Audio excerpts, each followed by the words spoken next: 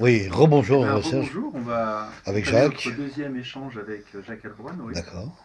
Et Donc tu nous proposes de lire ce que j'aimerais, ton texte. moi j'ai rien à lire, hein, c'est juste un plan, des questions que D'accord. j'avais préparées. C'est juste Et un ce que je écrit, propose, d'accord. c'est qu'on organise notre deuxième échange sur un Oui, thème sur lequel on aura des choses un peu plus convergentes à d'accord. dire, je pense. Tu veux dire que tu veux Peut-être. développer le sujet C'est possible. pour les gens qui n'ont pas encore la connaissance Alors, du sujet Donc, pas astrologique, directement les croyances les en croyances vigueur de en rigueur. l'astrologie. en fait, voilà, D'accord. moi j'aimerais poser Ok Jacques, d'accord. le thème manquement et carence de la tradition astrologique, parce Mhm. qu'on a tous les deux beaucoup de choses à dire là-dessus. Ok, très bien. Corruption de la tradition. Alors la corruption de la tradition, il faut voir. C'est bien cherché ça. Et je pense voilà, qu'avec notre approche critique, on va peut-être pouvoir dire des choses communes, qu'on va peut-être dire différemment, peut-être avoir des approches différentes. Bien sûr. Et en évitant l'affrontement frontal entre nos travaux respectifs, Ouais, dont on pourra parler après en fait. d'accord. Je voudrais qu'on commence à parler de choses sur lesquelles on avait peut-être des points d'accord, des points communs. Et donc, par rapport à la question que vous avez posée tout à l'heure, et moi ça fait partie des questions que je voulais poser à Jacques Heilbronn, Oui. c'est la question de l'astrologie des signes.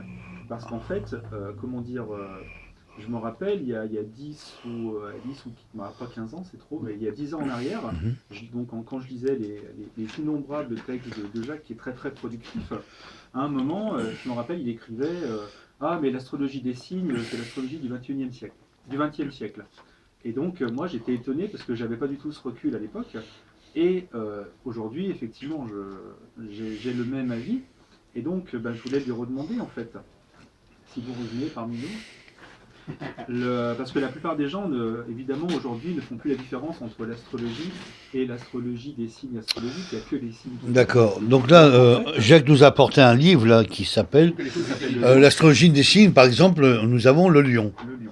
Le lion, J'ai dirigé voilà. en 81 une collection sur le zodiaque. D'accord. Mais ça ne veut pas dire forcément que je. En 80, tu as dirigé ça, d'accord, Jacques. C'est comme ancien. Moi, Ouais, ouais. je ne suis pas responsable de tout ce que j'ai fait. D'accord. L'édition, c'est quoi, Jacques? C'était Solar. Solar, d'accord. Et c'est encore toi qui as écrit ça, quoi, finalement. Non, j'ai dirigé la collection. Tu as dirigé la collection. J'ai fait travailler des astrologues. Tout D'accord. comme dans l'Aquarius de la Nouvelle Ère du Verseau, Mhm. c'est un ensemble qui rassemble beaucoup d'astrologues. Ouais. Moi, je suis aussi un rassembleur d'astrologues à l'époque. C'est génial, ça. Aussi bien dans les publications que dans les colloques. D'accord. Et donc, Alors, bon, vous me demandez ce que je pense des signes zodiacaux? non, c'est au-delà de ça, c'est-à-dire Oui. que vous ne les utilisez pas. Et donc, vous allez pouvoir nous le redire, mais bon, Oui, je ne les utilise pas parce que, alors pour plusieurs raisons, mais une des raisons que j'ai exposées tout à l'heure, mais en passant, chez moi je m'intéresse aux étoiles fixes royales. Donc je m'intéresse au zodiaque. Oui, c'est le zodiaque, ça, effectivement. Donc, Elles font partie du zodiaque. Effectivement, Ce Jacques, sont ouais. des étoiles qui sont sur le champ de Spatial, l'électricité. ouais, c'est ça, ouais. tout dépend après, voilà ce qu'on appelle le zodiaque. D'accord. Enfin, en tout cas, elles sont localisées respectivement Bien sûr. dans la constellation du Lion, dans la constellation du Poisson austral, dans la constellation du Taureau et dans la constellation du Scorpion. Bon, donc D'accord. c'est quand même ce qu'on appelle les constellations zodiacales. C'est toujours Mais à l'époque, elle elles faisaient. ce qu'on appelle. Donc, voilà. Donc D'accord. ça, effectivement, pour moi, ça c'est la matrice du zodiaque. Donc là c'est un choix de votre part. Et sans vouloir rentrer dans votre travail, hein, c'est vraiment pas le but. C'est pourquoi est-ce que aujourd'hui tous les gens associent l'astrologie au signe astrologique. Oui. Et pourquoi est-ce qu'ils ne devraient pas le faire, selon vous? Sans parler de vos travaux. Bon, parce qu'en fait, moi j'ai l'impression que c'est récent finalement cette mode. Alors, vous parlez de la mode des 12 signes? Oui, des signes astrologiques, et Oui, le fait de les utiliser, oui, de les vrai mettre en que- avant, etc. C'est vrai que. Enfin bon, alors c'est ce qu'on appelle l'astrologie populaire, si on veut. L'astrologie populaire, elle est déjà pratiquée, par exemple, dans le calendrier des bergers, enfin, dans certains almanachs, etc. Mais c'était qu'une astrologie populaire. Il y a une astrologie savante et une astrologie populaire. Bah, l'astrologie populaire, on peut dire, Jacques, on le retrouve par exemple dans la presse parisienne. Oui, mais alors, Non, non, mais elle existait déjà. D'accord. Maintenant, elle a été intégrée. Ouais. Bon. Alors, moi, deuxièmement, comme je disais tout à l'heure à Serge Morel, mais avant qu'on commence la réunion, Ouais. euh, les signes zodiacaux ont servi d'abord pour les astronomes. D'accord. C'est-à-dire que c'était une façon de localiser. Comme Oui. là, on est rue de la Providence, il faut bien lui donner un nom. Bien sûr. Donc c'était simplement une façon de donner des noms. De donner un titre, un nom. Comme Voilà. comme- Un système de repérage astronomique qui permet Oui, c'est de ça. localiser assez facilement Voilà. et grossièrement Ouais. les astres. Ouais. Maintenant, que Ça, les moi, astrologues, je suis d'accord. comme les astrologues, Moi aussi, je suis pour. à un moment donné, comme ils sont de rôle de fétichisme de l'astronomie, Ouais. du moment que les astronomes disent ça, il faut que ça fasse sens pour l'astrologie. Oui, il faut donner un sens à l'astrologie, Voilà. bien sûr. Donc finalement, ils sont Effectivement. piégés. De même que quand un astronome donne le nom d'Uranus ou de Neptune à une planète, ah oui, mais alors, donc tout de suite, ah bon, moi, s'il l'a appelé Neptune, il faut comprendre que ça, on va voir ce que ça veut donner en astrologie. C'est ça, en signe d'astrologie, quoi. Donc finalement, il récupère Ouais, de je l'astronomie. Ouais, je commence à comprendre. Et pour les astronomes, simplement des noms, comme disait Serge Morel, des noms. Ouais. Il faut bien donner un nom à une planète, Oui, il faut voilà. donner un nom à une partie du Oui, ciel. pourquoi ça s'appelle planète? Pourquoi ça s'appelle Neptune? La planète est à tel endroit du Pourquoi ça ciel, s'appelle et pas à un Mars? endroit. Voilà. Il y a bien un inventeur, on est d'accord. Comme dirait, pour reprendre la question, effectivement, il n'y a pas de pourquoi. Enfin, Non, c'est oui. parce que il faut bien trouver une convention. Bien sûr. Il faut bien s'entendre sur. C'est ce qu'on appelle le métalangage. Exactement. On donne des noms. Ce qui est logique. Il y a des imbéciles qui, parce que ces noms sont là, c'est comme s'il dit Christophe, pourquoi il s'appelle Christophe? Alors qu'on peut l'appeler Philippe. Ouais. Voilà, Ouais. et parce que Christophe, ça veut dire ceci ou cela. Ouais, c'est Voilà. ça. Donc, C'est le Christ, c'est machin, c'est. On Voilà. tombe dans le Etc. nominalisme, voilà, les noms là. Bon, ça c'est une thèse que je développe. Mhm. Deuxièmement, les raisons de cette thèse, de ces 12, bah, c'est évidemment les 12 connexions de la Lune avec le Soleil au cours d'une année terrestre. Ouais. Hein. Donc finalement, donc, ils n'ont pas inventé le 12, Non. ils ont probablement récupéré une iconographie qui était déjà en vigueur et qui permettait de parler des saisons. Parce que si vous regardez les très riches genres du duc Berry, eh bien, qui ne font pas d'astrologie à proprement parler, ils décrivent les travaux des gens au cours de l'année. Bien sûr. La moisson, les mariages, etc. Bon, et tout ça, ça a été utilisé. Les astronomes ont récupéré ces éléments-là. Mhm. Les astronomes, Les astronomes. Ah, ils ont récupéré quoi? ils ont récupéré ces informations. Bien sûr. Pour Quoi, des... la référence aux saisons, vous voulez dire? Oui. Parce qu'en fait, si vous prenez la thèse de Bezza, par exemple, il y a des hypothèses qui apparaissent là des historiens qui n'ont pas besoin de se référer à ce genre de choses. Donc c'est pas une nécessité ça. Non mais c'est Moi- la même chose, moi je dis ça, j'ai pas dit que c'était une nécessité, je dis que pour moi, c'est comme ça que ça, ils ont récupéré des informations, des données, qui, c'est ce que j'appelle l'emprunt, moi je suis un spécialiste des emprunts. Non, mais j'ai très bien compris ce que tu veux Donc, dire, Jacques. Ils ont Oui, ils n'ont pas prêté parce qu'ils n'ont pas eux-mêmes constitué ou organisé ou interprété, quoi. Interprété, voilà, de documents, de façon de donner des noms. bien sûr, Et eh bien, ils ont dit tiens, il y a ces noms qui existent, Voilà. et alors, Qui sont déjà écrits, quoi. C'est encore plus compliqué que ça, Moi, je parce, comprends. parce que les 12 mois, alors, donc les 12 mois de l'année ont fait l'objet d'une tradition qui est liée aux travaux saisonniers. pourquoi on Donc dit... on a relié quelque part les Alors, saisons Jacques- avec les 12 lunaisons. Alors, Et on a parlons-en, fait je vais une sorte de continuer. syncrétisme qui a été récupéré par l'astronome, puis ensuite récupéré par l'astrologue. Attends, je vais exagérer, Jacques. Et pourquoi on dit les 12 travaux d'Hercule? Tiens. C'est pareil, c'est parce que c'est aussi une tradition Ouais. liée aux 12 signes. D'accord. Hein D'accord. Voilà. Voilà. En fait, si on remonte suffisamment loin, je pense qu'il n'y a même pas besoin de toutes ces informations-là, comme vous dites. Ouais, Serge. En fait, il y a une chercheuse qui s'appelle Lise Bragg-Bernsen, c'est une historienne des sciences, D'accord. qui s'est expliquée Voilà, qu'est-ce qu'elle de a mémoire en fait page 53 de la thèse de Bezza. D'accord. Mhm. Ça m'a marqué. Ah oui, Giuseppe Bezza. Voilà, Giuseppe Le Bezza. le regretté Bezza. Voilà, sur les origines de l'astrologie en Grèce, en Mésopotamie et en Oui. Égypte. Donc c'est une thèse universitaire. Oui. Et en fait, la tradition des mois existe déjà en Mésopotamie, Mhm. où on n'a pas quand même tout à fait les mêmes saisons qu'ici, ou en tout Mhm. cas elles ne sont pas aussi flagrantes Mhm. qu'en Europe. C'est pour ça que les saisons déjà, c'est pas aussi évident si le zodiaque apparaît là-bas. Et comment dire, l'hypothèse qui est la sienne que je reprends dans mon livre. Excuse-moi, je vous interromps. Oui. Quand je parle des saisons, je ne parle pas des saisons, je parle des activités saisonnières. Ah, c'est pas Voilà, pareil. c'est C'est pas la même chose. C'est pas la même chose, Quand ouais. je dis par exemple Oui, le parce que- mariage, parce que les gens quand vont je dis que ouais. le mois de mai est le mariage, Mm. c'est parce que les hommes se sont habitués comme ça. Donc j'emploie le mot saisonnier. J'ai bien dit les tririgeurs du duc de Berry. Et les heures du duc de Berry parlent des travaux en activité à ce D'accord. moment-là, et par exemple, un cas intéressant, Mm. le feu, par exemple, Bien sûr. que les astronomes mettent à l'été, Mhm. eh bien il est mis dans les tririgeurs du duc de Berry en hiver parce que c'est l'hiver qu'on se chauffe. Bien sûr. Oui, donc là aussi, il faut faire attention. Là, donc je dis ça, je pense qu'elle ne connaît pas ce dossier-là. Mais la question des saisons Elle- n'est pas liée. Elle n'en a pas besoin. Elle n'a pas besoin. Elle n'a pas besoin des saisons. Je veux dire, c'est pas qu'elle connaît pas, c'est qu'elle on en Pourquoi a est-ce pas qu'elle besoin. n'a pas besoin? On n'en a pas besoin. Donc en termes de saison, je suis pas sûr qu'en Mésopotamie, en hiver, enfin, les températures, enfin je sais pas comment ça se passe là-bas, mais on n'a pas les mêmes, on n'a pas les mêmes écarts qu'on a ici, par Oui. exemple. Mais bon, je dirais presque peu importe. Donc, ce qu'elle expliquait, pour revenir à ce que vous disiez au début, à savoir que le zodiaque, c'est un système de repérage. Les premières questions qu'on se pose en Mésopotamie, c'est comment prévoir le mouvement des astres. Bien sûr. Et ça, c'est pas du tout évident. Ouais. C'est pas du tout évident, et les hommes ont mis... Alors, je vais aller plus loin dans la question. Est-ce que les astres ont été faits par des calculs, finalement, mathématiques ou quoi? Par des calculs, les astres. Ont été faits, oui. Est-ce que repérés par des calculs, peut-être Alors, justement, les premières observations dont on a trace, ça remonte à peu près à, on va dire, 2000 ans avant notre ère. Oui. Et en fait, il semble que les premiers repérages qui ont eu lieu vraiment, c'est sur l'horizon. D'accord. C'est-à-dire qu'on observait quand est-ce que se lève Vénus, par exemple, et on notait à l'endroit où elle se lève. Donc c'est ça. Travaux de Vauquelin, voilà, bravo. Alors, Gauquelin sur l'horizon Oui, sur l'horizon. Oui, parce que lui, il étudie uniquement le passage des planètes à l'horizon et au méridien, et pas du tout dans le zodiaque.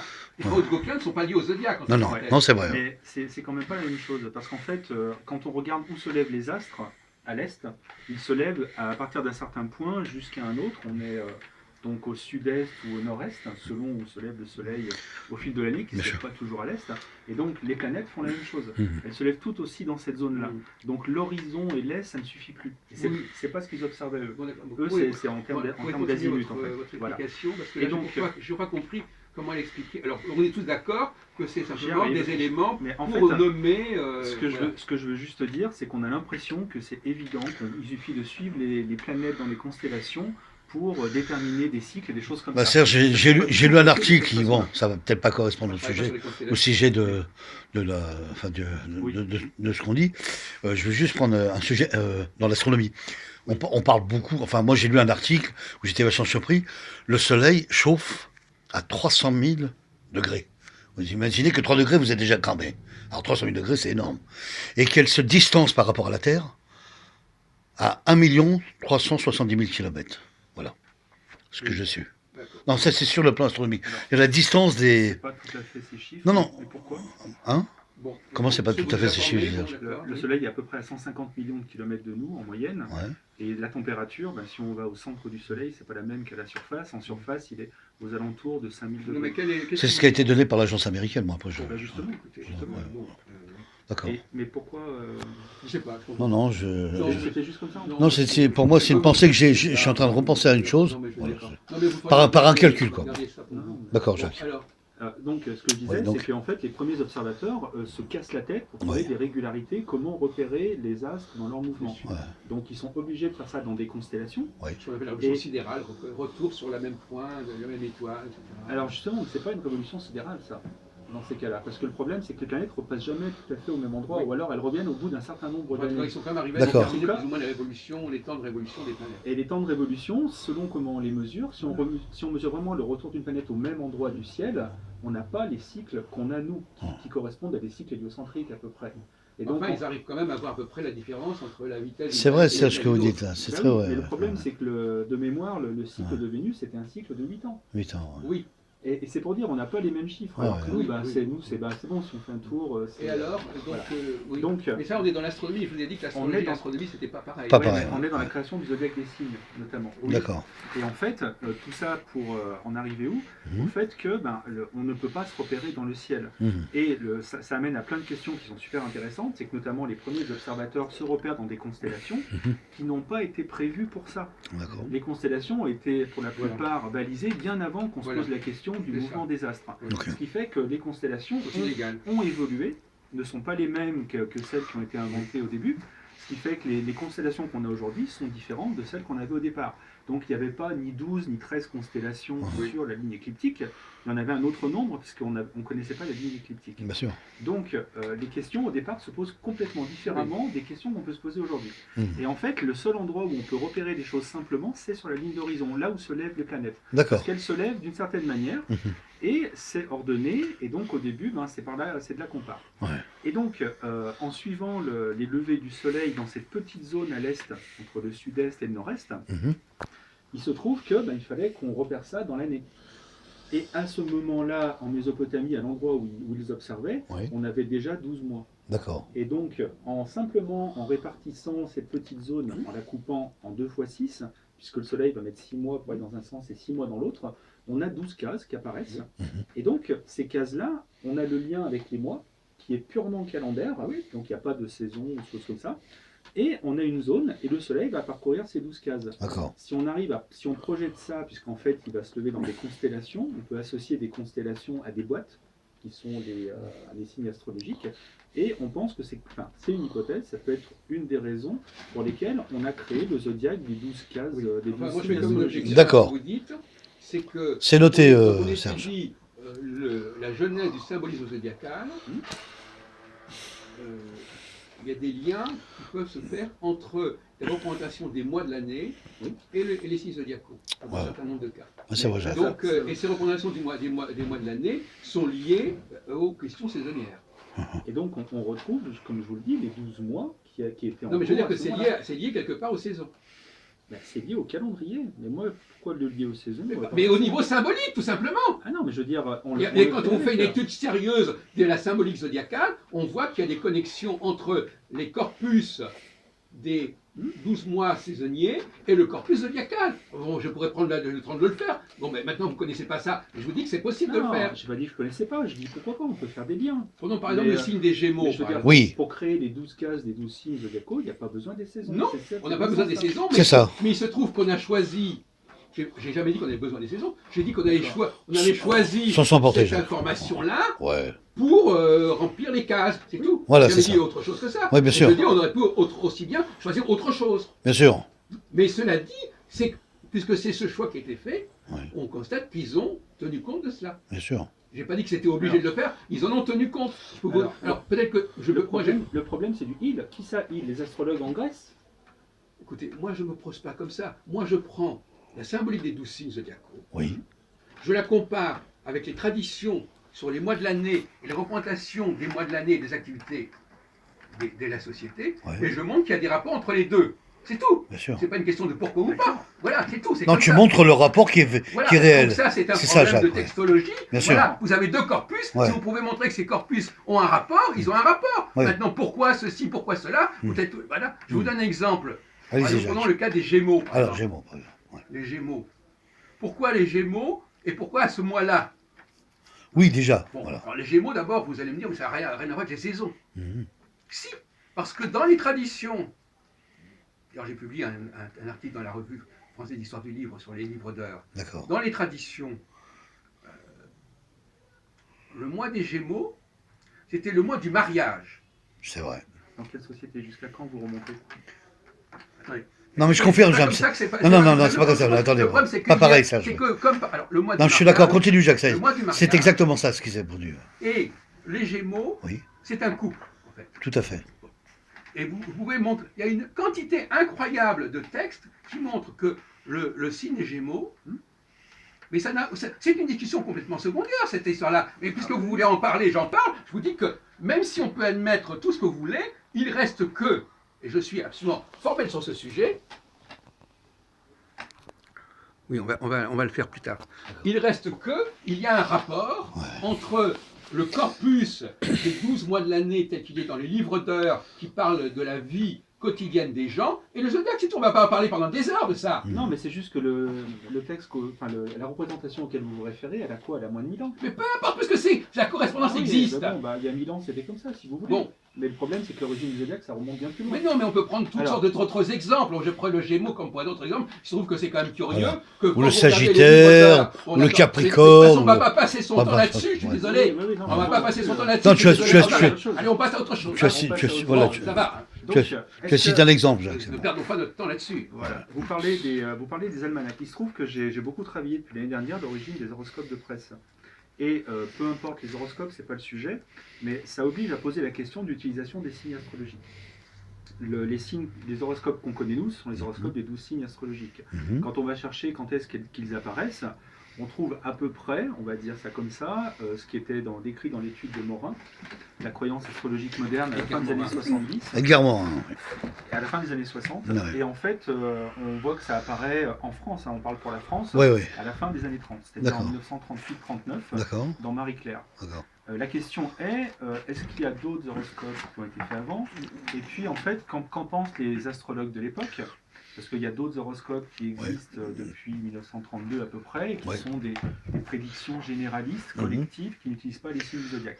Et on se rend compte qu'il y a notamment des astrologues qui protestent en disant mais qu'est-ce que c'est que cet usage des signes astrologiques alors qu'on sait très bien que ça ne marche pas, que ça n'a pas été retenu par la tradition. Je vais vous dire mon avis sage là-dessus, c'est que je pense que, à mon avis, ce que vous êtes en train de dire là, je ne pense pas qu'il y a eu d'autres signes inventés, Des signes inventés, ou dessinés, écrits, on va dire, à part ceux qu'on connaît déjà, voilà, les 12. Les 12 signes astrologiques. La question en fait qui est posée, c'est pourquoi utiliser les signes alors que ce sont les astrologues qui écrivent ça, alors que la tradition ne les retient pas parce qu'on a montré qu'ils avaient une très petite influence